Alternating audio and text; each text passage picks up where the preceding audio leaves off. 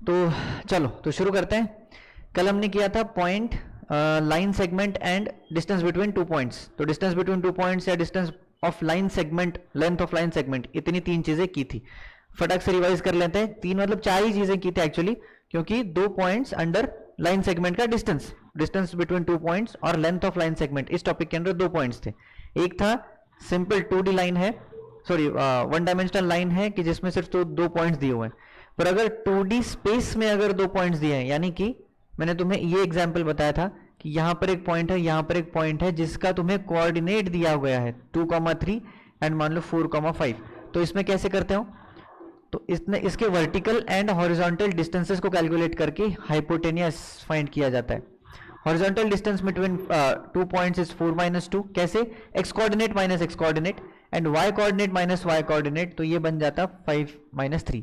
This will be 2, this will be 2 and 2 ऐसे दो sides जिस ट्रायंगल के होते हैं, ऐसे राइट एंगल ट्रायंगल का हाइपोटेनस हम पाइथागोरियन थ्योरम से निकाले थे। क्या था, 2² + 2²। तो 4 + 4 इसका आंसर था √8। एक सिंपल एग्जांपल ले लिया था डायरेक्टली, ठीक है। तो ये मतलब क्या कि तुम्हें एक पॉइंट दिया हुआ है, दूसरा पॉइंट दिया हुआ है और इस लाइन सेगमेंट का लेंथ निकालना है। ऐसी सिचुएशन में हमने एक राइट एंगल ट्रायंगल एज्यूम करके निकाला था, राइट। तो जस्ट अभी इसके आगे चलते हैं। लाइन सेगमेंट तो हो गया था, हाँ इसके आगे मतलब इंपॉर्टेंट चीज, चलो भाई इसको मिटा देता हूं मैं। तो हमने पॉइंट, दूसरा था लाइन सेगमेंट एंड तीसरा था distance between two points, distance between two points और लेंथ ऑफ लाइन सेगमेंट, ये तीन चीजें की थी। अभी लाइन सेगमेंट, एक सेकेंड, हाँ, तो distance between two points and length of line segment, इसमें हमने किया था पाइथागोरस थ्योरम का यूज। तो यहां पर मैंने तुम्हें बताया था पाइथागोरियन ट्रिपलेट्स। तो अभी इस चीज के बारे में थोड़ा सा पढ़ लो। This is one more important point regarding distance, regarding triangles, ठीक है। अभी पाइथागोरियन ट्रिपलेट्स हमने square and square root chapter में किए थे। 8th क्लास में मैंने तुमको ये पढ़ाया है। बताओ, पाइथागोरियन ट्रिपलेट्स याद है? कॉमन पाइथागोरियन ट्रिपलेट्स, चार चीजें थी, मतलब चार कॉमन ट्रिपलेट्स हमने पढ़े थे। 3, 4, 5, हाँ 12, 13। अभी और दो याद है, जिसमें 7 और 8 है, याद है क्या तुमको? करने पड़ेंगे। क्या करने पड़ेंगे? अच्छा, याद करने पड़ेंगे। भाई रिवीजन इसलिए इंपॉर्टेंट है। अभी 8th क्लास खत्म हो गया ना, अभी मैं बताता हूँ तुमको, 1-1.5 महीने के अंदर तुम 8th क्लास के टॉपिक्स भी भूल जाओगे। कौन से चैप्टर में क्या पढ़ा था पता ही नहीं।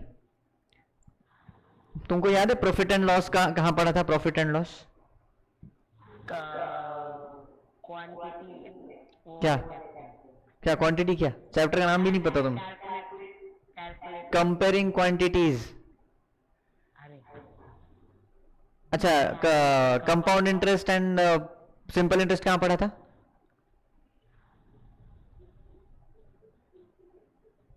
उसी चैप्टर में तो पढ़ा था। भाई भाई भाई भाई, data handling and comparing quantities दोनों में था उसका जिक्र। हाँ चलो, 7 और 8 का याद है क्या तुमको? चलो मैं 8 का बता देता हूं तुमको, 24 एंड 25। 7 का पता है तुम्हें? पता है क्या? गलत हो गया, मेरा ही गलत हो गया। 7 का 24 एंड 25 और 8 का है 15 और 17, ठीक है।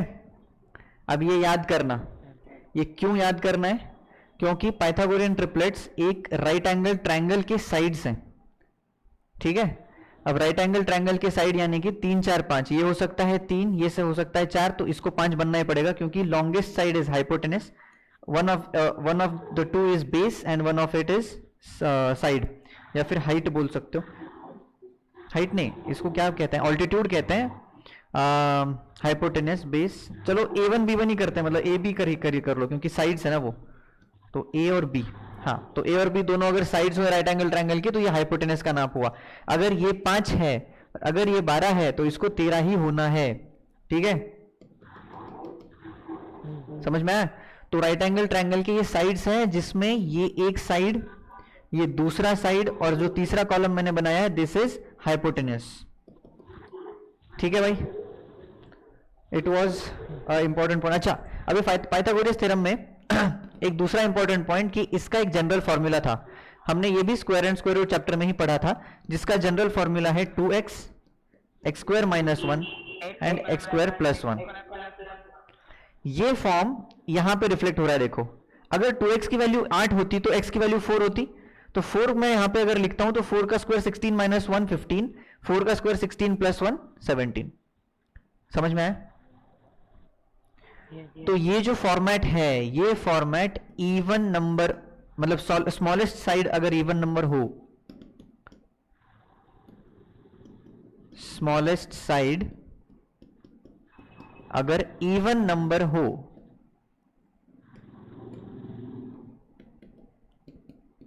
तो यूज कर सकते हो। जैसे फॉर एग्जांपल अगर एक ऐसा राइट एंगल ट्रायंगल है जिसकी जो स्मॉलेस्ट साइड है उसको मैंने बोला है 10 है, ठीक है, अगर ये 10 हुई तो तुम सीधा सीधा ये बोल सकते हो कि स्मॉलेस्ट साइड अगर 10 है तो x की वैल्यू 5 हुई, यानी कि 10 एक नंबर हुआ, 5 हुई तो 5 का स्क्वायर 25 माइनस 4 24, और 5 का स्क्वायर 24 प्लस 1 26।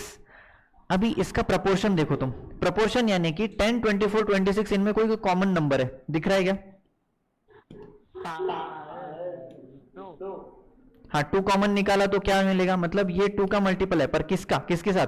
5 12 13, अरे हमें क्या सेम मिला 5 12 13, मतलब इसी का प्रपोर्शन मिला है ना यहाँ पे,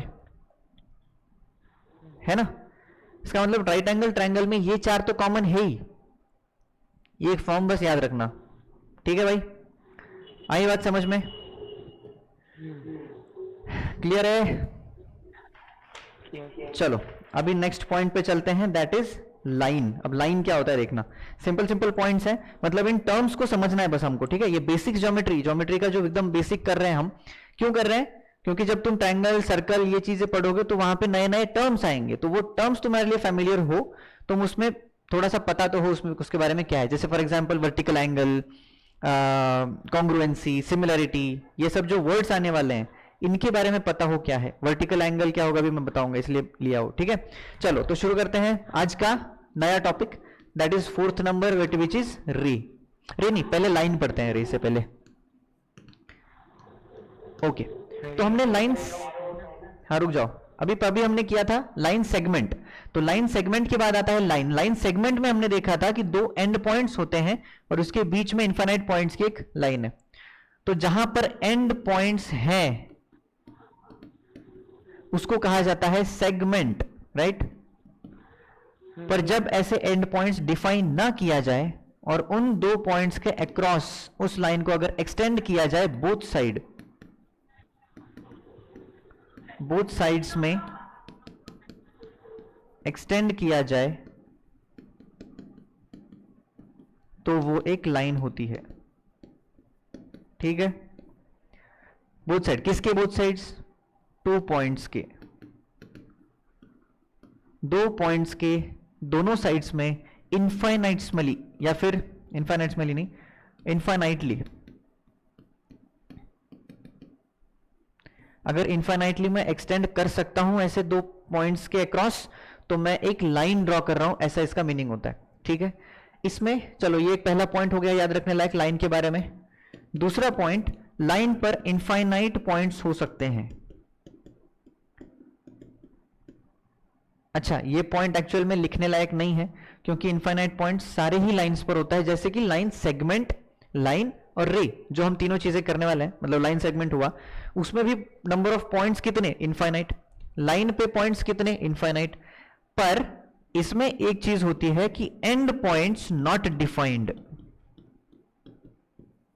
यहां पर एंड पॉइंट्स डिफाइंड नहीं है, लाइन सेगमेंट में एंड पॉइंट्स डिफाइंड थे, ठीक है? ठीक है भाई, चलो अभी हाँ इसका रिप्रेजेंटेशन, लाइन सेगमेंट का रिप्रेजेंटेशन कल बताया था ना मैंने। लाइन सेगमेंट का रिप्रेजेंटेशन सिर्फ ऐसे बाहर होता है नाम के ऊपर, बताया था क्या?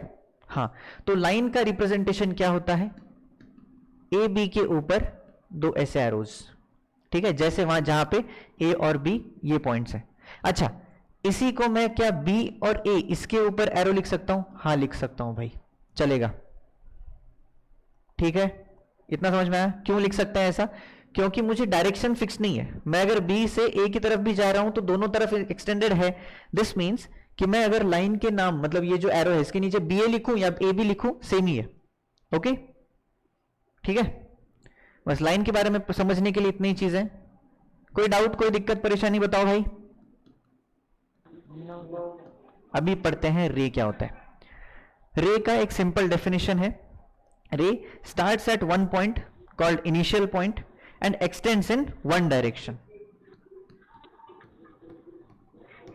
स्टार्ट्स एट वन पॉइंट यानी कि ये किसी एक पॉइंट पर स्टार्ट होता है, एंड ये देखो मैंने ये एरो लगाया ना, इसका मीनिंग होता है एक्सटेंड्स, एक्सटेंड्स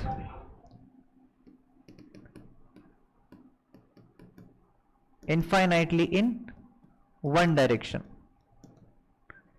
तो ये एक पॉइंट ए हुआ, दूसरा कोई भी पॉइंट इसके ऊपर बी हुआ, तो इसका रिप्रेजेंटेशन होता है ए बी के ऊपर सिंगल एरो। ठीक है, आया? हाँ, पर अब एक बात बताओ, क्या मैं इसको बी ए के ऊपर एक एरो लिख सकता हूं क्या? थोड़ा लॉजिक लगा के बताना। अभी मैंने रे लाइन और लाइन सेगमेंट के बारे में समझाया था तुमको।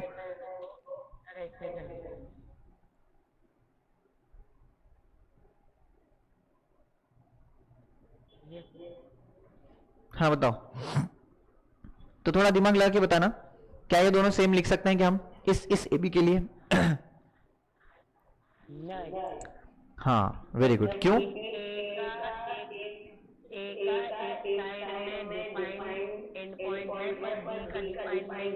हाँ, मतलब इसको अगर मुझे रिप्रेजेंट करना होता तो इसको मैं रिप्रेजेंट करूंगा ऐसे, राइट?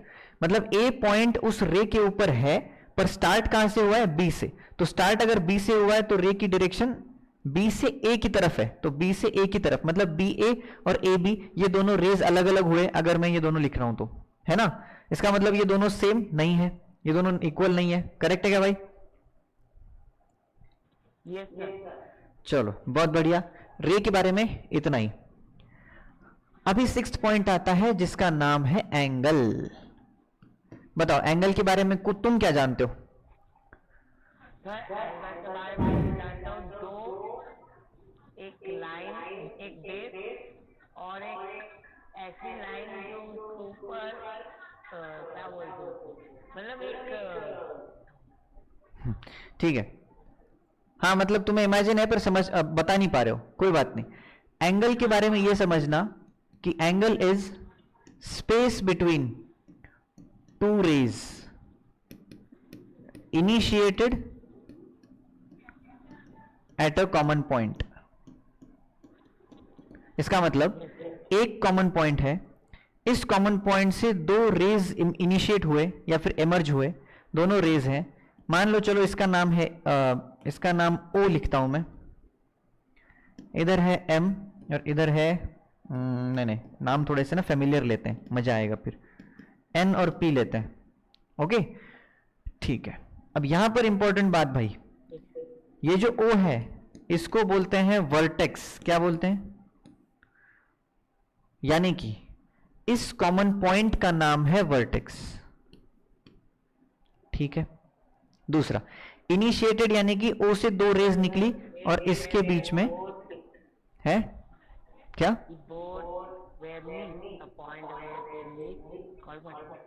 हाँ ठीक है, ये जो बीच में स्पेस हुआ ना, इस स्पेस को बोलते हैं एंगल। अब इस एंगल को मेजरमेंट करने का यानी फिर मेजरिंग द एंगल, इसका एक तरीका है, method of measuring the angle. अब ये एंगल जो है इसको मेजर करने का क्या तरीका है भाई?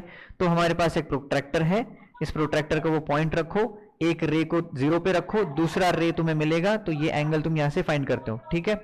ये तो चलो तुमने बचपन में पढ़ा है, पर अभी method of measuring angle by protractor, ये मतलब एक बचपन वाली बात हुई, इसको लिखना भी नहीं था पर चलो लिख ही दिया।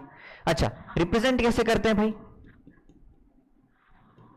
रिप्रेजेंट कैसे करते हैं? अभी देखना, रिप्रेजेंट करने का एक इंपॉर्टेंट पॉइंट याद रखना कि जो भी एंगल तुम बता रहे हो उस वर्टेक्स का नाम एंगल के सेंटर में आना चाहिए। तो एंगल, ये एंगल का रिप्रेजेंटेशन हुआ, या फिर कोई कहीं कहीं इसके पीछे एम भी लिखा जाता है, मतलब मेजरमेंट ऑफ एंगल, दोनों भी सही है, ठीक। ये एंगल लिखा, इसके बाद हम लिखेंगे उस सेंटर वाले एंगल का नाम, मतलब सेंटर वाले वर्टेक्स का नाम। अब यहां पे मैं लिखूंगा ओ, पर क्या हुआ? सर मेरे को डाउट ये है, आप मुझे पता ये टॉपिक खत्म हुआ है क्या? ये टॉपिक खत्म हुआ है क्या? नहीं मेरे को वो आपने जो एम लिखा है ना वो मेरे को समझा नहीं। ये हाँ देखो, एक बात अभी समझ लो, अब तुम 9th में चले गए हो, ठीक है। आज तक जो क्लासेस हुई उसमें मैंने बहुत भी डांटा है तुम्हें और बहुत बार इग्नोर भी किया है, ठीक है। तो आज से ये याद रखना, कभी भी किसी भी क्लास में, मेरे ही नहीं किसी भी, जब भी कोई टॉपिक चल रहा होता है उसमें बीच में मुझे एक डाउट है, सही तरीका नहीं है, ठीक है। सीख लो और आज से ही इंप्लीमेंट कर लो। जब भी मन में डाउट होता है तो डाउट का पूछने का एक समय होता है, हमेशा पूछना चाहिए, पर कब? जब कोई टॉपिक खत्म हो जाए, जब मैं पूछता हूं तुमको कि कोई डाउट है, कोई दिक्कत है, तब तुम अपना डाउट पूछो, क्योंकि इस टॉपिक में कुछ पार्ट बचा हुआ हो सकता है जो तुम्हारे डाउट को क्लियर कर सकता है। तो थोड़ा सा पेशेंस भी रखा करो, जिससे तुम्हें टॉपिक खत्म होने के बाद ये समझ में आएगा कि अच्छा मेरा डाउट क्लियर नहीं हुआ है, अभी मुझे पूछना चाहिए, ठीक है। तो जब ये सब हो जाता है उसके बाद अपना डाउट पूछा करो, ये मैंने बहुत बार बताया है और आज लास्ट बार बता रहा हूं, ठीक है। इसके बाद ये गलती नहीं होनी चाहिए। हो गया, अभी बड़े हो चुके हो, अभी 9th में चले गए हो, 9th 10th 11th 12th 4 साल में तुम अभी एसएससी पास होने वाले, एचएससी पास होने वाले हो, राइट। तो अभी ये जो कुछ तुम्हारा एम वाला डाउट होगा मन में रखो, साइड में लिखो और ध्यान दो। जब भी तुम्हारा ध्यान यहां से हटता है तो तुम्हें समझ में नहीं आएगा, फिर तुम जो पढ़ा है उसी में से डाउट पूछते हो, है ना। तो सही तरीका ये होता है कि कोई भी टॉपिक जब चलता है तो उसको समझ लो, ध्यान दो, समझ लो, और जब भी कोई डाउट है, तुम्हें नहीं समझ में आया है, डाउट है, तो वो टॉपिक खत्म होने के बाद पूछो उसके बारे में, तब हमारे पास टाइम भी होता है, ठीक है। अब ये पूरा मैंने जो एक्सप्लेन किया है ये यूट्यूब पे तो होगा ही, पर दूसरी बात, इसको आज ही लास्ट बार याद रखो भाई, बहुत बार समझाया मैंने तुमको ये, ठीक है। अब पेशेंस के साथ समझना, सुनना, क्योंकि आज से सारी चीजें बहुत टेक्निकल होने वाली है, मैं तुम्हें बहुत प्राइमरी से लेके चल रहा हूं, ठीक है।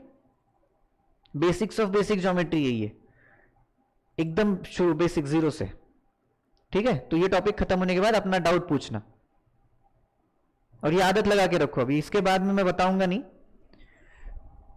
हाँ, तो इसका रिप्रेजेंटेशन कैसे करते हैं इसके बारे में हम बात कर रहे थे। तो एंगल के बाद मैं लिखूंगा वर्टेक्स का नाम, जहां जिस वर्टेक्स पर ये एंगल बन रहा है उसका नाम। पर हो सकता है कि ये जो रेज हैं एक ही जगह से 3 बार एमर्ज हुए हो।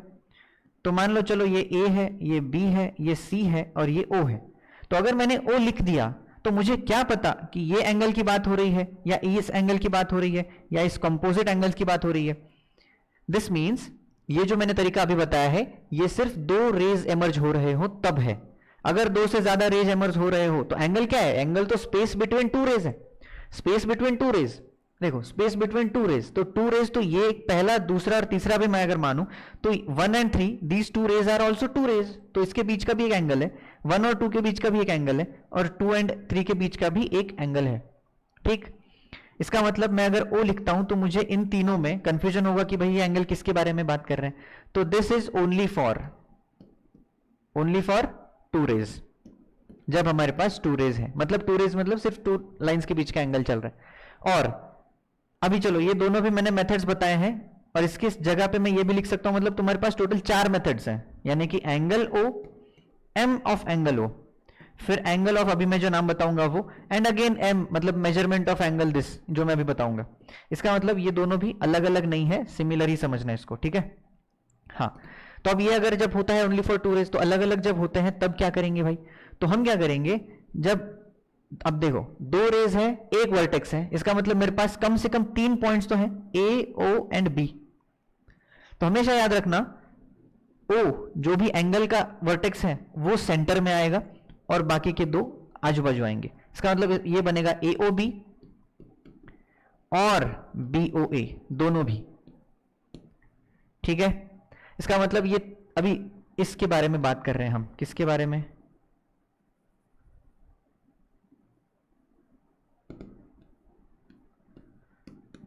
AOB।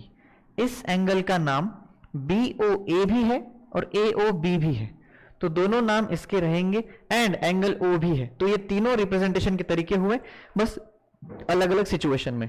ठीक है, पहला सिचुएशन हम तब यूज नहीं करेंगे जब यहां पर तीन से ज्यादा मतलब दो से ज्यादा रेज अवेलेबल हो। AOB और BOA दोनों भी चल जाएगा, कहीं भी कुछ भी लिख सकते हो। ठीक है भाई, इतना बात समझ में आई? चलो, रिप्रेजेंटेशन के बारे में एक चीज हो गई। अब पूछो, वो क्या बोल रहे थे? मैं कुछ नहीं था, क्लियर हो गया। क्या क्लियर हो? क्या डाउट क्या था फिर? वो आपने ये लिखा, क्या लिखा मैंने? वो आपने ऐसे फॉर्मेट में क्यों लिखा वो पूछता था। तो हो गया क्लियर? हाँ, इसलिए समझ गए ना अभी मैंने जो बताया वो क्यों काम करता है? हाँ, गुड। चलो, अभी एंगल के जस्ट थोड़ा सा आगे के पार्ट पे चलते हैं। ये हो गया रिप्रेजेंटेशन का तरीका। अच्छा, इसी पेज पे लिख देता हूं उसको। यहां पर जो ये एंगल है इसको अल्फा, थीटा, बीटा इनके नाम से भी लिखा जाता है। मोस्ट जनरली या फिर मोस्टली यूज्ड थीटा होता है। थीटा मतलब ये एक अल्फाबेट है Greek, alpha, beta, gamma, zeta वगैरह होते ना, उसमें एक थीटा है। इस थीटा को लिखा जाता है एंगल के जगह पे। अगर मैं कहूं किसी दो रेज के बीच का एंगल 30 डिग्रीज है तो इसका यूनिट होता है डिग्रीज, पर ऐसे डिग्रीज लिखा नहीं जाता। हम क्या करते हैं, इसकी जगह पे लिखते हैं एक जीरो छोटा सा, डिग्री सेल्सियस या फिर 30 डिग्री एंगल। ये जो लिखते हैं तो ये डिग्री जो है वो ऊपर ऐसा जीरो का साइन लगाना है। ठीक है, ये इसका क्या बोल सकते हैं हम, मेजरमेंट का रिप्रेजेंटेशन है। मतलब जो 30 degree, 40 degree, 50 degree, 90 degree, 180 degree, ये जो डिग्रीज लिखते हैं ये डिग्रीज ऐसे लिखा जाता है ऊपर। ठीक है भाई, इतना समझ में आया? चलो, नेमिंग हो गया, डिग्री हो गया, वर्टेक्स उसके नाम भी हो गए। चलो अभी समझते हैं डिग्रीज और रेडियन। अभी एंगल्स ही चल रहे हैं। हाँ, एंगल्स में एक इंपॉर्टेंट, अब चलो एंगल्स में ही चल रहे हैं हम। डिग्रीज कितने होते हैं भाई? 360 डिग्रीज। क्यों? क्योंकि अगर मैं इस दिशा से अगर दूसरा रे एमर्ज करूं, ऐसा दूसरे सारे रेज अगर मैं एमर्ज करता हुआ चला जाऊं तो मैं वापस घूम फिर के अपने ही दिशा में आता हूं और उसके बाद अगेन सेम रिपीट साइकिल होता है। तो जैसे ही मैंने जीरो से स्टार्ट किया, देखो जैसे ही मैंने जीरो से स्टार्ट किया मैं अपने आप में बढ़ना चला हुआ, बढ़ता हुआ चला गया। फिर जैसे ही मैंने वापस अपने जगह पे आता हूं तो मैंने पाया कि मैं 360 डिग्रीज का रोटेशन कंप्लीट करता हूं। तो अगर मैं 360 डिग्रीज का रोटेशन कंप्लीट करता हूं तो मेरा जो भी सर्कल बन रहा है, अब ये क्या बना, सर्कल बना। तो इस सर्कल के अगर मैं 360 पीसेस कर दूं, टुकड़े कर दूं, तो जो एक टुकड़ा है, तो एक टुकड़ा जो है वो मुझे 1 डिग्री देगा। ठीक है, अब ये जरूरी नहीं है, जरूर मतलब समझने की बात है, इसको याद रखने लायक कुछ नहीं है। क्योंकि हम 360 डिग्री रोटेट कर रहे हैं तो इसको अगर 360 भाग में डिवाइड करेंगे तो एक भाग मुझे 1 डिग्री देने वाला है। लॉजिकल है, कोई बात नहीं इसमें, तो इसको मैं मिटा दूंगा। अभी देखना, अब ये जो 360 डिग्रीज है इसी को कहा गया 2 पाई का रोटेशन। अब ये जो 2 पाई है ना, इसको कहा जाता है रेडियंस। लिख लेना, मतलब ये तो भेजूंगा ही, पर याद रखना क्या है, रेडियंस। इसका मतलब 2 pi radians equal to 360 degrees. समझ में आया? ठीक है, इतना आ गया। अभी चलते हैं अपन डायग्राम में। डायग्राम मतलब अपना तुमको एंगल्स याद रखने अभी। चलो भाई, एंगल्स एंगल्स एंगल्स कहाँ गया? शेप सर्कल,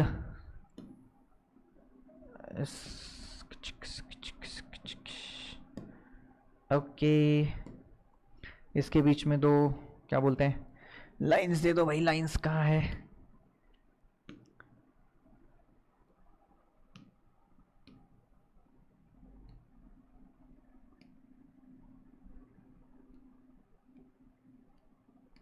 अरे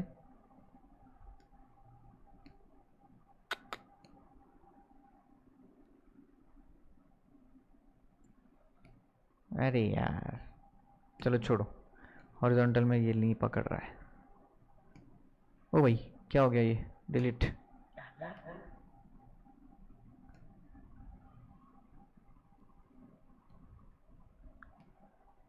चलो भाई ठीक है, थोड़ा इसको मैं कलरिंग कर देता हूँ। सिलेक्ट। अरे यार,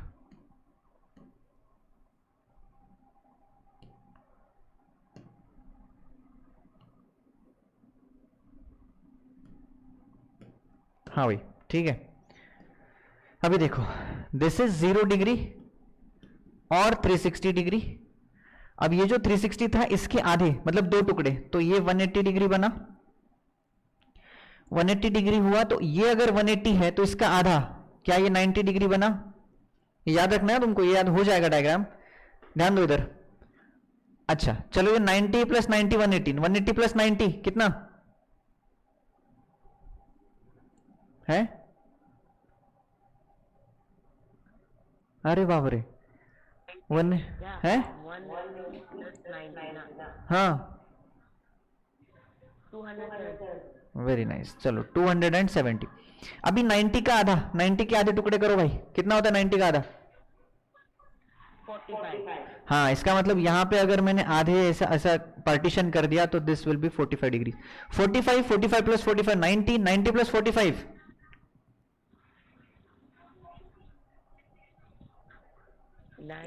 का एक बार क्वेश्चन रिपीट करो ना, लैब में दिख रहा नहीं। 45। क्यों? क्योंकि 90 के आधे दो टुकड़े किए हैं, तो 45 प्लस 45 90 होता है। 90 प्लस 45 कितना? 90 प्लस 45 1, क्या? 90 प्लस ओ भाई 180। साहब, भाई तुमको मेंटल मैथ्स की बहुत जरूरत है। अभी जो नेक्स्ट वन मंथ चलेगा, नहीं नहीं वही मैं बोल रहा हूँ कि बहुत जरूरत इसलिए है क्योंकि तुम बहुत टाइम लगा रहे हो इसमें, इतना टाइम लगने की जरूरत बात है ही नहीं। अभी जो बात मतलब हम जो करेंगे, क्या बोलते हैं, अभी आने वाला कौन सा महीना यार? अप्रैल। ये आप हाँ, तो अप्रैल मंथ में जो चलेगा, एक भी दिन छुट्टी नहीं मारना है, बता रहा हूं मैं।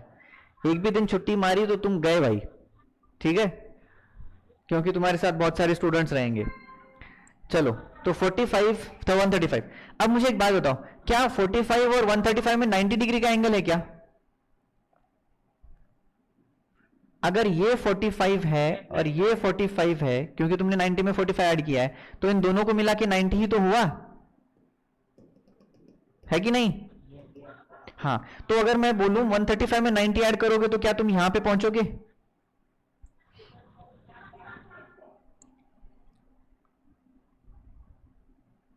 तो कितना बताओ?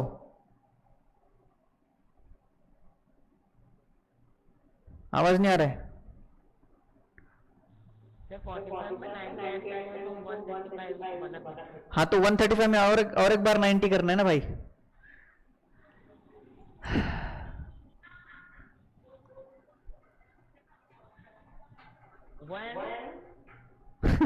हे भगवान, भाई साहब तुम्हें करना पड़ेगा भाई बहुत सारा काम।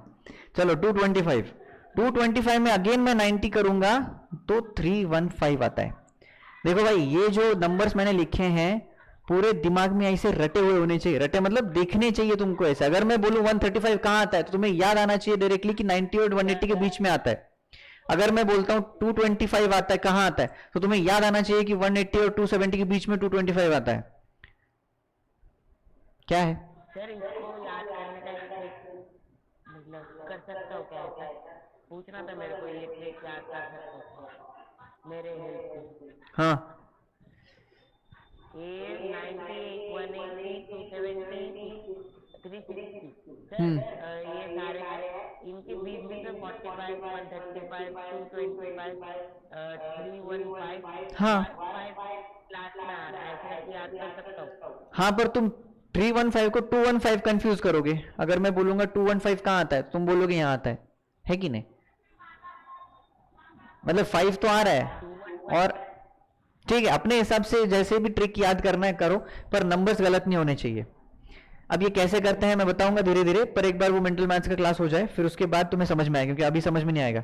चलो अब एक बात और देखो, अभी हमने किया था 2 पाई इक्वल टू 360 रेडियन, यानी कि 360 की जगह पे मैं 2 पाई होता है 0 एंड 2 पाई दोनों आ गया भाई। तो 2 पाई अगर यहां होता है तो क्या ये पाई है?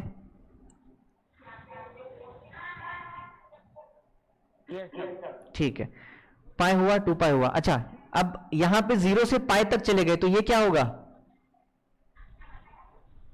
ये पाई बाय 2। Very nice. तो ये क्या होगा?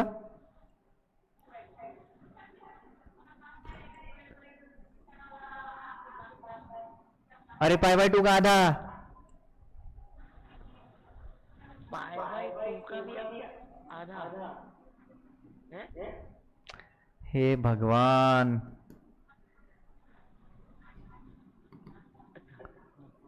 पाई बाय 2 का आधा पाई बाय 4 ना भाई, पाई बाय 2 और डिवाइड बाय 2, तो 2 और 2 मल्टीप्लाई होकर 4 बन गया। या फिर इसको ऐसे भी सोच सकते थे, पाई बाय 2 का आधा यानी कि हाफ ऑफ पाई बाय 2। अब हाफ मतलब होता है 1/2, ऑफ का मीनिंग होता है इनटू, और pi by 2 half of pi by 2 यानी कि हाफ ऑफ पाई बाय 2 ना। ऑफ का मतलब बॉड मास में सीखा है ना तुमने भाई। तो क्या है ये? Pi by 4। दिमाग अभी चलना चाहिए भाई तुम्हारा, नहीं चला तो भाई मर जाओगे। आगे हाँ, अभी देखो हमने पाई बाय 2 में, अब देखो यहां पे तुम्हें पता चल गया पाई बाय 4 है, तुमने 90 में 45 ऐड किया था, तो क्या पाई बाय 2 में पाई बाय 4 ऐड करोगे? पाई बाय 2 में पाई बाय 4 ऐड करोगे, बताओ कितना? कितना? क्विक।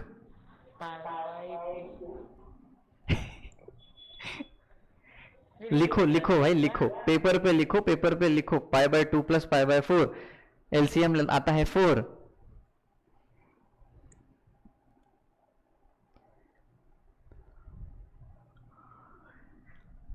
ला ला लोरी दारू, दूध की कटोरी।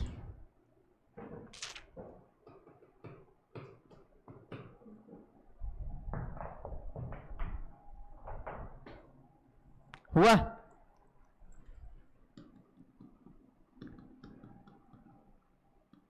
फोर और 2 का एलसीएम होता है 4।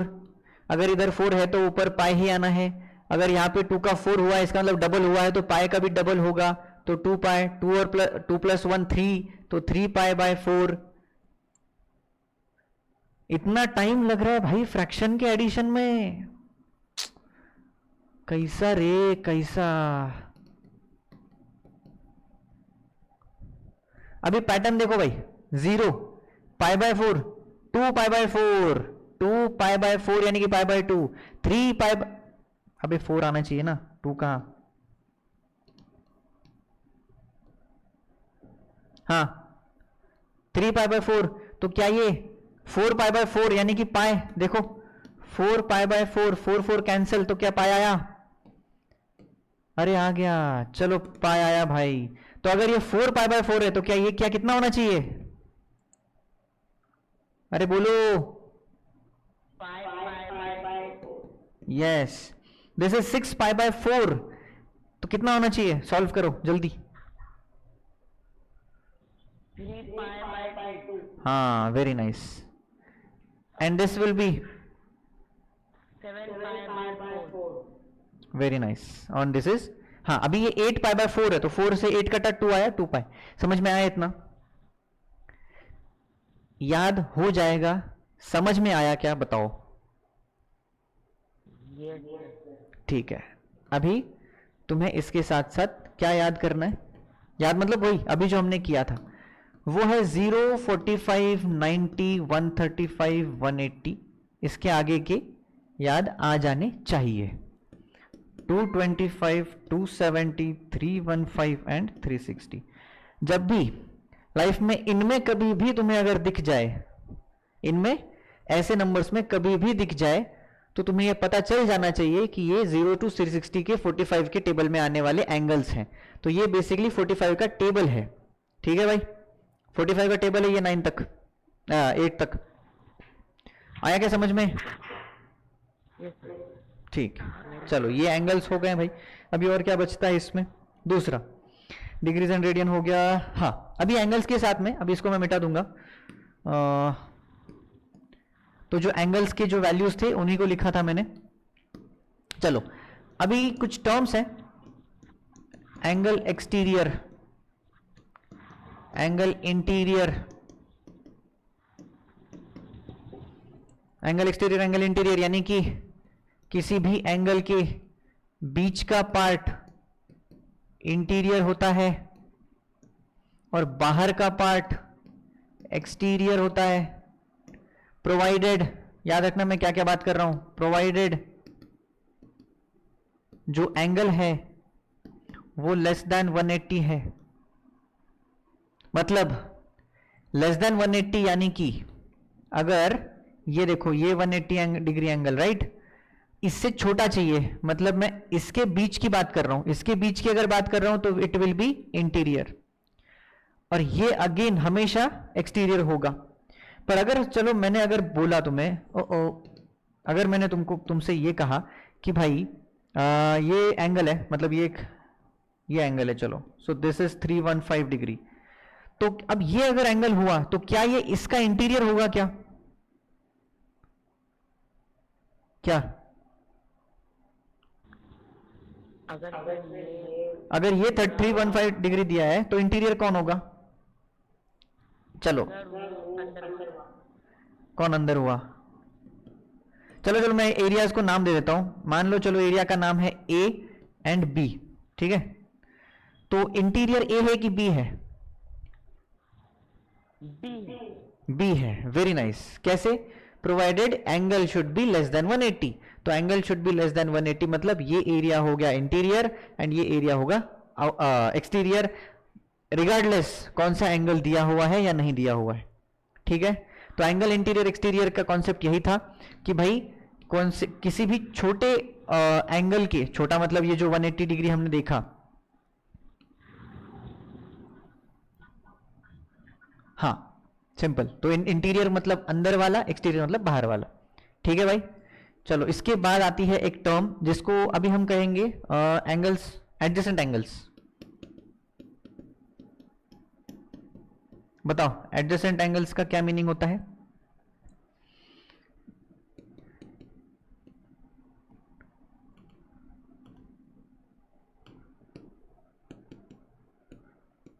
आजू बाजू सिंपल है भाई, एकदम आसान तरीके से पढ़ने वाले हैं। एडजेसेंट मतलब आजू बाजू, ठीक है। तो अगर ये एक एंगल हुआ थीटा, अभी मैंने थीटा नाम दिया है, ठीक है, और दूसरा एंगल हुआ यहां पे अल्फा एंड तीसरा एंगल हुआ बीटा। चलो अभी इनको देख के बताओ कौन से दो एंगल्स एडजेसेंट होंगे? थीटा एक रिप्रेजेंटेशन है, अभी तो बताया भाई। अभी क्या कर रहे थे तुम जब मैं बता रहा था? तो अभी दिखाओ मैं तुमको कहां बताया। वैल्यू कुछ भी नहीं है, मैंने सिर्फ सिंबल है ना वो, थीटा अल्फा बीटा, सिंबल्स है। क्यों क्यों चाहिए वैल्यू? वैल्यू नहीं दिया है मैंने, जरूरी नहीं है value.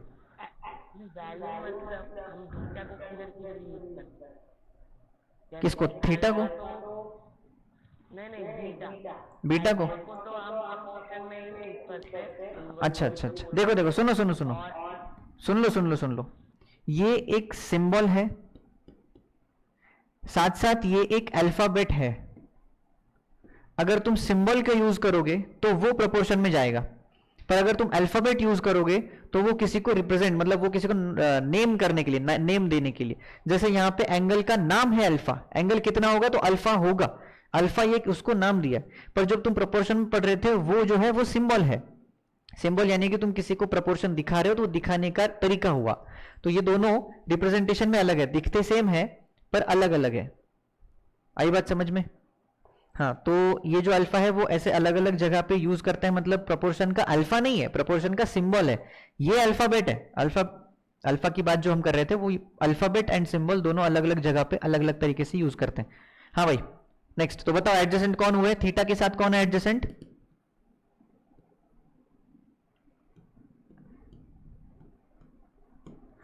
And beta and alpha are adjacent, ठीक है, मतलब जो आजू बाजू है वो। अच्छा, अब ये जो 180 डिग्री है, क्या ये 180 डिग्री थीटा और बीटा दोनों के साथ एडजेसेंट है क्या? हाँ है, 180 degree and alpha and 180 degree and beta are adjacent to each other. आई बात समझ में?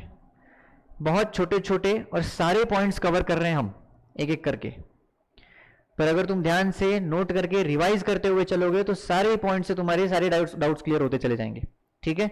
अभी तो बहुत ही बेसिक्स कर रहे हैं, चैप्टर में अभी तक घुसे नहीं है, ज्योमेट्री का एकदम बेसिक चल रहा है भाई। चलो, अभी तक हमने बस किया है कि एंगल के बारे में छोटे छोटे टर्म्स और छोटे छोटे कॉन्सेप्ट्स। अच्छा, एडजेसेंट के साथ साथ एक ऑपोजिट भी होता है, पर उसको समझाने की जरूरत नहीं है। ऑपोजिट एंगल्स, आमने सामने होने वाले एंगल्स। देखो, एडजेसेंट एंगल्स में दोनों चिपक के होने चाहिए। थीटा और beta are not adjacent, theta and beta are not adjacent, ठीक है। ये नोट कर लेना कि थीटा और बीटा एडजेसेंट नहीं है, और अल्फा एंड 180 डिग्री भी एडजेसेंट नहीं है। गलत, मैंने क्या लिखा है यहां पे भाई, इधर थीटा होना चाहिए, 180 एंड बीटा, हाँ करेक्ट। अब ठीक है, अब ठीक है भाई, करेक्शन करवा लो। चलो, तो मैं यहां पे एक नोट और लिखता हूं कि 180 degree and alpha are not adjacent. समझ में आया क्या? पक्का? पक्के से आ गया भाई? वापस से करें। एंगल एक्सटीरियर मतलब, सॉरी, इंटीरियर और एक्सटीरियर दो टर्म्स देखे। इंटीरियर मतलब छोटे एंगल के बीच का पार्ट, और एक्सटीरियर मतलब बड़े एंगल के बीच का पार्ट, मतलब जो बड़ा एंगल दिख रहा है वो। अभी कुछ टर्म्स समझते हैं, टर्म्स मतलब एंगल्स के बारे में ही। तो based on value of angle उनके नाम पड़े हैं, ठीक है। तो पहला जीरो एंगल। जीरो एंगल यानी कि दो रेज एक ही पॉइंट से एमर्ज हो रहे हैं एक दूसरे के ऊपर, यानी कि इस पॉइंट से एक रे ये निकला, दूसरा भी रे ये निकला।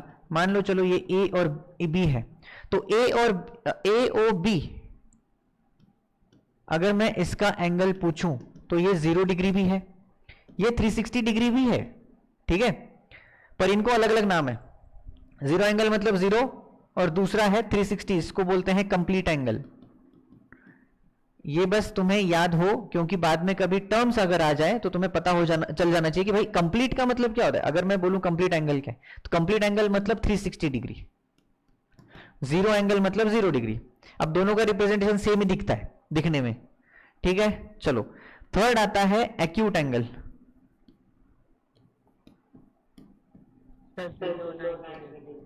क्या? Below 90 degree. अगर थीटा की वैल्यू 90 डिग्री से कम है तो वो एक्यूट एंगल हुआ। दूसरा आता है राइट एंगल ट्रायंगल, ट्रायंगल नहीं, राइट एंगल। जब थीटा की वैल्यू 90 डिग्री हो तो राइट एंगल। एंड चौथा, हाँ पांचवा, तुम्हें तो पता ही है, जब थीटा की वैल्यू कितना भूल गए? हाँ, ग्रेटर देन 90, ठीक है। 6 टर्म भी आती है भाई, जिसको बोला कि अच्छा 180 डिग्री को क्या कहते हैं यार? हाँ, स्ट्रेट एंगल, याद नहीं आ रहा था। स्ट्रेट एंगल जब थीटा की वैल्यू 180 डिग्री हो। और एक लास्ट आता है 7 नंबर, जिसको बोला जाता है रिफ्लेक्स एंगल, जब थीटा की वैल्यू 180 डिग्री से ज्यादा हो, ठीक है। इसके अलावा और ज्यादा टर्म्स एंगल के बारे में, मतलब एंगल के बेसिस पर नहीं है। अब देखो, सिंपल इसका रिप्रेजेंटेशन दिखाता हूं। थीटा 90 से कम है, यानी कि ऐसा होता है 90, इससे कम होना चाहिए तो ये होना चाहिए थीटा, तो 90 से कम। 90 डिग्री है तो ऐसा ही दिखेगा, 90 डिग्री से ज्यादा है तो इससे ज्यादा, यानी कि ये ऐसा दिखेगा। ये एंगल की बात चल रही है भाई, इस एंगल की बात चल रही है। 180 होता है यानी कि ये हुआ, तो ये एक पॉइंट हुआ और बाकी के दोनों दूसरे पॉइंट्स हुए। ये हो गया 180 डिग्री, मतलब स्ट्रेट एंगल। अब बात करते हैं रिफ्लेक्स एंगल क्या होता है। जब थीटा 180 डिग्री से ज्यादा हो, यानी कि जब थीटा ऐसा बने और ये थीटा है चल रहा है, मतलब ये एंगल चल रहा है, ठीक है। तो अब इसको रिफ्लेक्स एंगल कहते हैं। रिफ्लेक्स यानी कि इसका रिफ्लेक्शन, मतलब इसका उल्टा, रिफ्लेक्शन नहीं उल्टा। तो अभी मैंने जो निकाला वो देखो कि जब कोई छोटा एंगल जो कि 180 डिग्री से कम है, 180 डिग्री से कम है, और इसके ऑपोजिट में जब 180 डिग्री से ज्यादा है, तो ये जो ज्यादा वाला एंगल है इसको कहा जाता है reflex angle of the opposite angle. आई क्या बात समझ में? ऐसे मुझे ऐसे क्यों लग रहा है कि तुमको बहुत हेवी हो रहा है? ये बहुत बेसिक है, तो फिर भी ऐसे मुंह लटका के बैठे हो, क्या हुआ भाई? फिर समझ तो आ रहा है ना भाई? मतलब मुझे ही लग रहा है कि, मतलब मुझे तो लग रहा है कि अच्छे से चल रहा है सब कुछ, एकदम मस्त फ्लो से चल रहा है। समझ में आ रहा है ना? मुझे पता आपको लग रहा है कि मेरे को अरे एकदम ऐसे बैठे हो। तो यही चलता आ रहा है, 9 8 में भी यही है। तुम भूल गए हो भाई, मतलब चलो ठीक है, हो गया है, तुम्हें आता भी होगा, पर ये सिस्टमेटिक वे से इसलिए चल रहा है क्योंकि तुम नोट्स बनाओ। अगर नोट्स इस तरीके से बनाओगे तो तुम्हें बाद में कभी भी दिक्कत नहीं होगी। जब भी बाद में ऐसे याद आएगा ना कि अरे इसके बारे में कुछ डाउट हो रहा है, तुरंत वहां जाके ढूंढ सकते हो। इसलिए ये ऐसे सिस्टमेटिक वे में चल रहा है, एंगल के बारे में चीजें। प्लेन, अभी प्लेन आएगा तो एक एक करके हम जब आगे जा रहे हैं तो तुम्हें सारी चीजें कवर हो रही है, इसलिए ये चल रहा है, ठीक है। और इसी तरीके से आगे चलेगा। अब जब तुम आगे के चैप्टर्स भी निकालोगे या फिर आगे का ओलंपियाडो जेई फाउंडेशन जो भी हम करने वाले हैं, तो ऐसी चीजों में जब तुम देखोगे तो सिस्टमैटिक वे ज्यादा इंपॉर्टेंट है। तुम्हें पढ़ने के लिए क्लैरिटी होनी चाहिए, क्लैरिटी बहुत ज्यादा इंपॉर्टेंट। चलो भाई, यहां तक हो गया, रिफ्लेक्स एंगल हो गया भाई। आवाज नहीं आ रही तुम्हारी। चलो, तो कहां पे थे? चुप बैठो भाई, तुम्हारी आवाज एकदम ऐसे अटक अटक के आ रही है।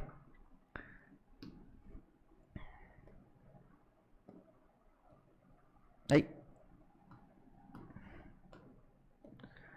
कौन सा पॉइंट हुआ है हमारा? अबे क्या है ये? एंगल एंगल एंगल कहाँ लिया? यहाँ पे लिया है क्या?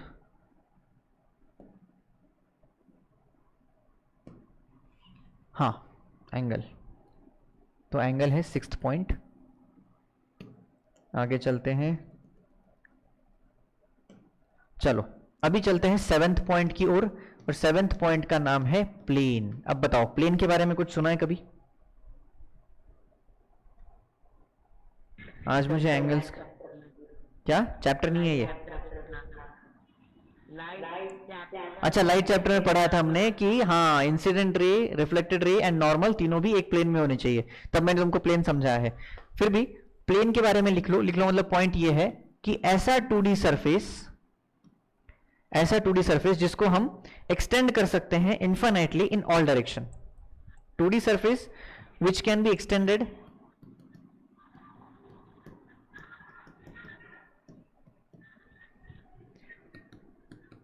into all directions infinitely। तो अब इसको इमेजिन ज्यादा करना, क्योंकि ये तुम्हें इमेजिनेशन में आने वाला है, इसका रिप्रेजेंटेशन पेपर पे नहीं दिखाया जाता। फॉर एग्जांपल ऐसे समझो कि ये एक प्लेन है, एक सरफेस है। अभी मैंने इसको फ्लैट रखा है, तुम इसके ऐसे समझना कि ये पीछे की ओर है, ये आगे की ओर है। इसके ऊपर 2 पॉइंट्स हैं, ठीक है। तो ये दोनों पॉइंट्स एक ही प्लेन पे हुए। अगर मैं कहूं कि, अच्छा चलो एग्जाम्पल लेते हैं, तुम्हारा जो फ्लोर है ना भाई, फ्लोर तुम्हारा अभी जहां पे बैठे हो वो फ्लोर एक प्लेन है। दीवार, वॉल एक प्लेन है अलग, सामने वाली वॉल एक अलग प्लेन है, और लेफ्ट वाली वॉल अलग प्लेन है। तो ये तीन ही समझते हैं। चलो, सामने वाली, लेफ्ट साइड वाली और नीचे वाली, तीनों अलग अलग प्लेन्स हैं, ठीक है। तो 2 प्लेन्स आपस में जब इंटरसेक्ट करते हैं तो क्या बना, क्या दिखा तुम्हें वहां पे? Point, line, plane, triangle, square, क्या दिखा वहां पे जब एक प्लेन दूसरे प्लेन के साथ इंटरसेक्ट करता है?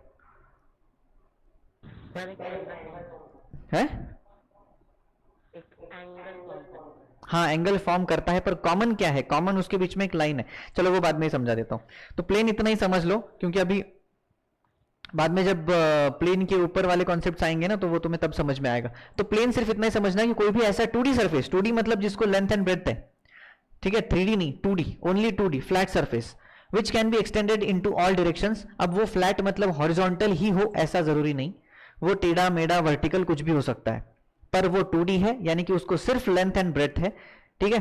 तो उसको हम किसी भी दिशा में, उसकी किसी भी दिशा में इनफाइनाइटली एक्सटेंड कर सकते हैं, ऐसा 2D surface is called plane, ठीक है।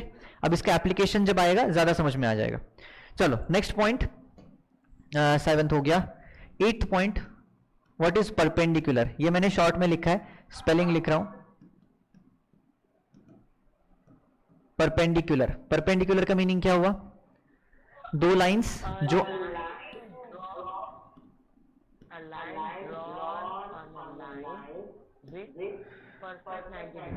अच्छा 90 डिग्री एट इंटरसेक्शन। जो दो लाइंस हैं, दो लाइंस का इंटरसेक्शन हुआ तो पहले लाइन ने दूसरे लाइन के साथ अगर 90 डिग्री बनाया तो दोनों लाइंस आपस में परपेंडिकुलर है। अगर मैंने इनको नाम दिया A B C D E, तो अभी इसको दिखाने का तरीका क्या है? देखो, CE is perpendicular to AB, CE, CD is also perpendicular to AB, क्योंकि CE और CD एक ही लाइन है, एक ही लाइन है ना। CD is perpendicular to AB, CE perpendicular to EB, CE is perpendicular to EB, DE is perpendicular to AB, DE is perpendicular to AB। बहुत सारे नाम हैं इस स्ट्रक्चर के, इस स्ट्रक्चर मतलब परपेंडिकुलर दिखाने के लिए, क्योंकि जहां पर परपेंडिकुलर हो रहा है, देखो हर बार वो दो अलग अलग लाइंस ही आपस में इंटरसेक्ट कर रहे हैं, ठीक है। ये C है, हाँ। तो जहां पे जहां पे 90 डिग्री बन रहा है वहां पे तुमने देखा कि दो अलग अलग लाइंस हैं जो आपस में 90 डिग्री बना रहे हैं। पर अगर दो आपस में 90 डिग्री बनाएंगे तो तुम्हें ये समझ में आ रहा है? अच्छा नहीं, इसको एक्सप्लेन बाद में करता हूं वर्टिकल एंड लीनियर पेयर में, ठीक है। परपेंडिकुलर इतना होता है भाई। इसी के साथ साथ ये कर लो पैरेलल, पैरेलल एंड स्क्यू, यही कर लेते हैं, ठीक है। परपेंडिकुलर समझ में आया। 9th पॉइंट बहुत है, अभी और 25-30 रहेंगे। पैरेलल लाइंस क्या होता है? Parallel and skew. चलो पहला, पैरेलल लाइंस मतलब when two lines never intersect each other. वापस से लिखता हूं इसको, the two lines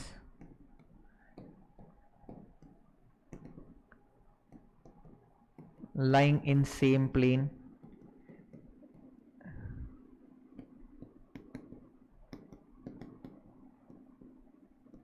never intersecting each other are parallel। इसको समझना, अभी अभी मैंने जो लिखा है इसको समझना। मैंने लिखा है जब दो लाइंस सेम प्लेन में लाई करते हैं, यानी कि एक ही प्लेन में दो लाइंस है। अभी एक प्लेन कैसे समझना है? दीवार, अपनी साइड में जो दीवार है उसके ऊपर दो लाइंस ऐसे डालो जो किसी भी डायरेक्शन में कभी भी इंटरसेक्ट ना करे। अगर मान लो मैंने इस दीवार पर, अभी इसको दीवार मानो, मैंने इसके ऊपर ये एक लाइन ड्रॉ करी और दूसरी ये एक लाइन ड्रॉ करी। अगर मैं इसको एक्सटेंड करते चले जाऊं तो क्या ये फ्यूचर में इंटरसेक्ट करने वाले हैं क्या? नहीं। तो क्या ये पैरेलल हुए? क्या हुए? नहीं हुए, क्योंकि अभी अभी मैंने बात की, मतलब अभी अभी मैंने अभी खड़े हुए ये बताया कि दीवार के ऊपर दो लाइंस, सेम प्लेन हुआ, सेम प्लेन पर दो लाइंस हैं, वो इनफाइनाइटली कभी भी किसी भी डायरेक्शन में इंटरसेक्ट ना करे, ये बात की मैंने। तो किसी भी डायरेक्शन में इंटरसेक्ट ना करे, यानी कि मैंने अभी भी एक्सटेंड किया वर्टिकल ऊपर, पर अरे इसको एक्सटेंड करो नीचे की ओर भी। अगर इधर भी मैं अगर एक्सटेंड करता हूं तो अरे यहां पर ये मिल रहे हैं। This means these two lines gets intersect at one point। अब ये सेम प्लेन है, इसका मतलब ये नॉट पैरेलल। तो पैरेलल क्या हुए? तो पैरेलल ऐसे लाइंस हुए, जिनके बीच का डिस्टेंस कभी चेंज नहीं होता और कभी भी चेंज नहीं होगा इन फ्यूचर भी। फ्यूचर भी देखो इक्वल ही रहेगा। They are parallel lines. अभी ये तुम्हें ग्राफ, जब तुम लीनियर लाइन मतलब स्ट्रेट लाइन का ग्राफ जब पढ़ोगे तो तुम्हें ये समझ में आएगा कि इसका इक्वेशन मिलता है ग्राफ में, तो इसका इक्वेशन और इसका इक्वेशन में एक रिलेशन मिलेगा जिसमें डिस्टेंस कांस्टेंट रखा जाता है। समझ में नहीं आया तो कोई प्रॉब्लम नहीं है, सिर्फ इतना याद रखना पैरेलल लाइंस के बीच का डिस्टेंस सेम होता है ना, इसलिए वो कभी भी मिलेंगे नहीं, क्योंकि वो घट भी नहीं रहा और बढ़ भी नहीं रहा, क्योंकि घटना चाहिए ना डिस्टेंस मिलने के लिए, यानी कि डिस्टेंस अगर सेम ही रहा तो वो कभी भी नहीं मिलेंगे इनफाइनाइटली किसी भी डायरेक्शन में। That's why they are parallel. ठीक है, अब यहां पे क्या बात की हमने भाई, लाइंग इन सेम प्लेन। पर अगर ये सेम प्लेन में नहीं हो यानी कि अभी कैसे इमेजिन करना है, देखो एक ऐसी लाइन है जो तुम्हारी दीवार पे है और एक लाइन है तुम्हारी सरफेस पे मतलब फ्लोर पे। अब फ्लोर पे एक लाइन है और दीवार पे एक लाइन है, लाइफ में कभी भी इंटरसेक्ट नहीं करेगी। मान लो चलो ये लाइन है, ये वो है, ये इधर जा रहा है, ये इधर जा रहा है, दोनों भी आपस में कभी भी इंटरसेक्ट नहीं करेंगे। पर अगर तुम देखोगे तो इन दोनों का प्लेन अलग अलग हुआ है, ये दोनों आपस में सेम प्लेन में कभी भी नहीं होंगे। दिस मीन्स जब दो लाइंस सेम प्लेन में नहीं है और वो कभी भी इंटरसेक्ट नहीं करेंगे, ऐसे लाइंस को कहा जाता है स्क्यू लाइंस। बताओ, ये दूसरा skew lines, SKEW। Skew lines मतलब when two lines not in a same plane, या फिर चलो डिफरेंट प्लेन्स लिखो ना, है कि नहीं, in different planes never intersect each other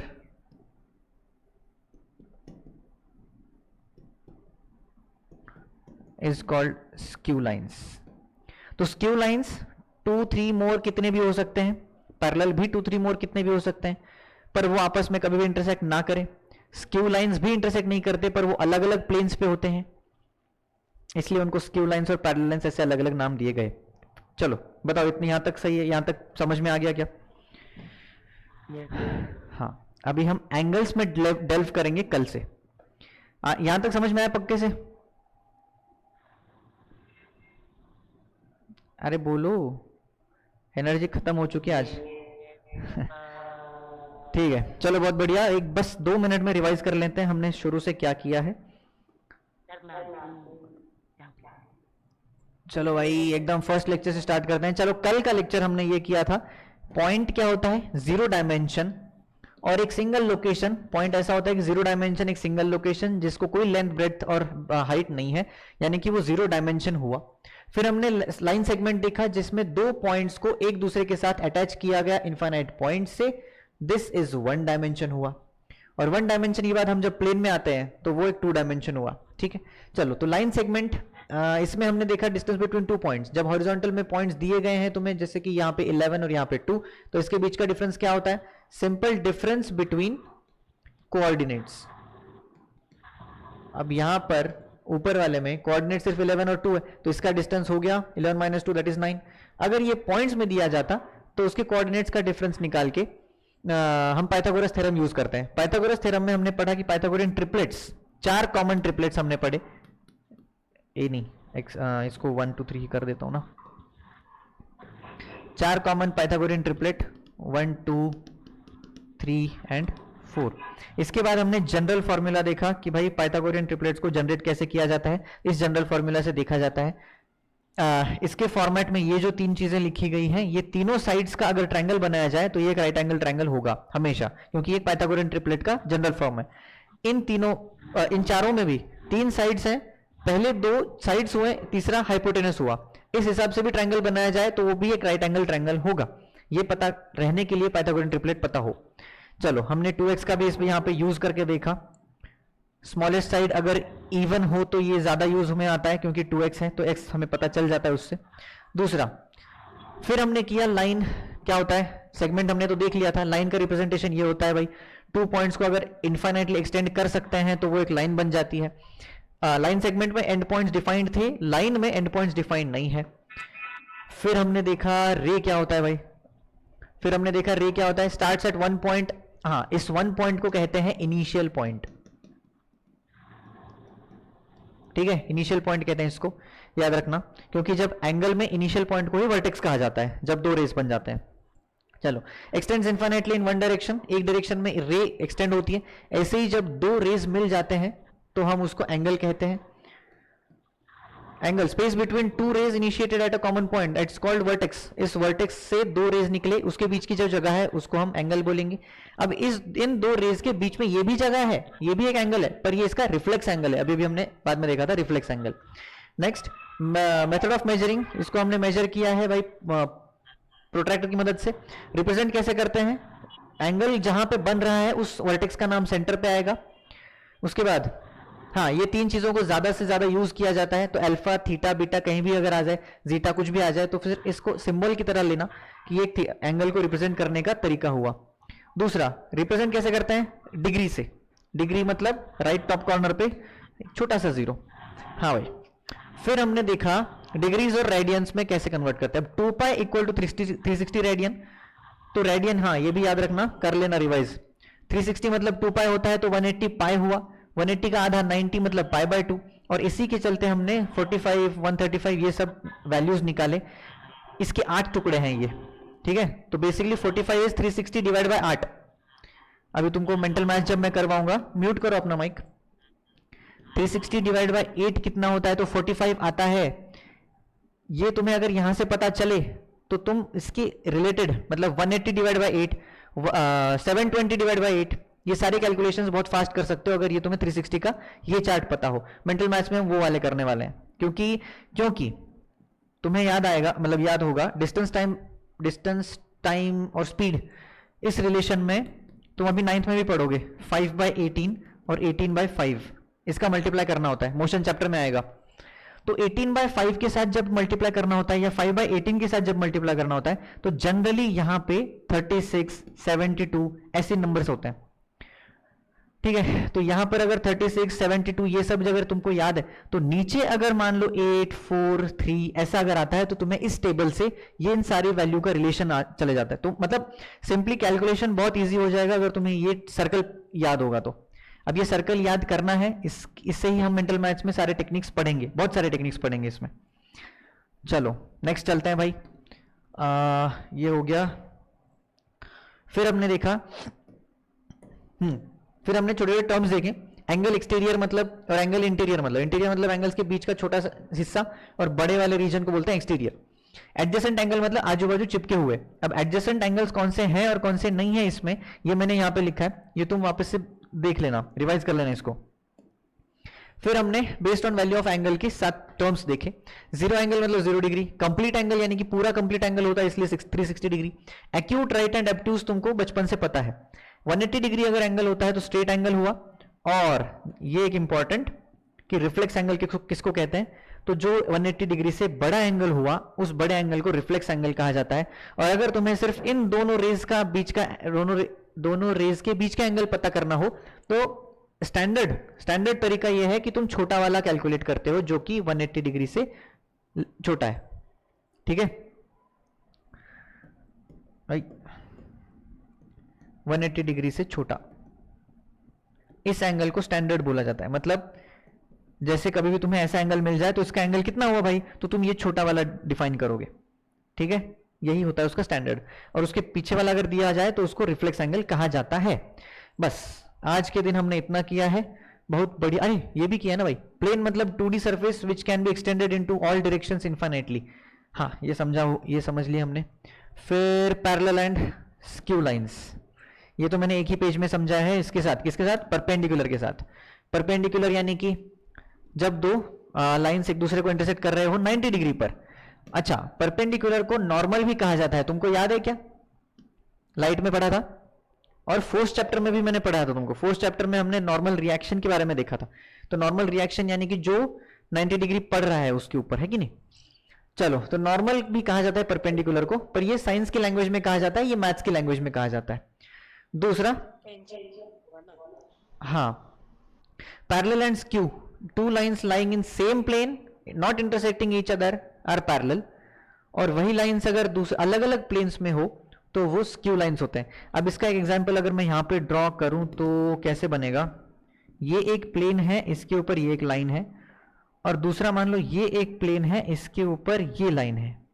हाँ, ये लाइन इधर जाएगी और ये जो लाइन है, अब देखो ये मैंने 2D में बनाया है, पर इसको इमेजिन ऐसे करना वर्टिकल, मतलब ये एक प्लेन है और दूसरा वाला ये प्लेन है, ठीक है, और ये जो लाइन है ये इसके ऊपर ऐसे जा रही है बीच में, तो ये लाइन जो ऐसे एक्सटेंड होगी और ये ऊपर वाली जो है वो ऊपर से ऐसे एक्सटेंड होगी।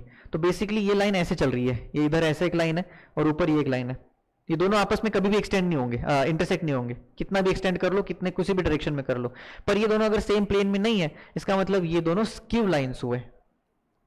ठीक है, ओके। अभी और कुछ बचा है क्या? कुछ नहीं बचा। आज का मस्त हुआ है लेक्चर, और बढ़िया से हमने भी नोट्स भी किए हैं, मैं सारा ये भेज दूंगा तुमको, रिवाइज करना, बहुत इंपॉर्टेंट चीजें की हैं, बेसिक बेसिक है पर इंपॉर्टेंट है। ठीक है भाई, चलो तो मिलते हैं कल। कल हम करेंगे एंगल्स के ही बारे में ज्यादा, कॉम्प्लीमेंट्री, सप्लीमेंट्री और क्या क्या है कल के लिए, चलो देख के बताऊं तो मैं सही तुमको। Linear pair, vertical angle, collinear, congruent, हाँ बढ़िया वाला लेक्चर है कल भी, कल मतलब मंडे को, डोंट मिस इट। ठीक है, तो कल और परसों एंजॉय करो मस्त। चलो भाई मिलते हैं, bye bye, good night, see you.